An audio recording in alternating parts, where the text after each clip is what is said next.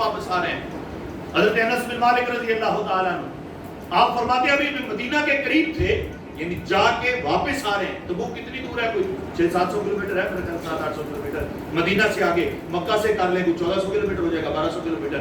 بہرحال واپس آ رہے تھے 1400-1300 کلومیٹر کا سفر کر کے، یعنی آنے جانے کا اتنا لمبا سفر کر کے، اور وہ بھی پیدل اور گھوڑوں پر بڑا آرام سے. 26 دن کی مسافت ہے، گئے اور واپس آئے. حضور کیا ارشاد فرماتے ہیں؟ حضور ارشاد فرماتے ہیں میرے صحابہ سنو، کچھ لوگ مدینہ میں ہیں، کچھ لوگ مدینہ میں.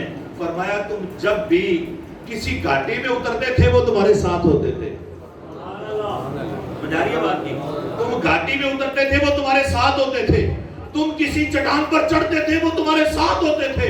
فرمایا پورا سفر وہ تمہارے ساتھ رہے ہیں. صحابہ نے اس کے یا خدا مدینہ میں ہیں، مدینہ میں، لیکن ہمارے ساتھ وہ کیسے؟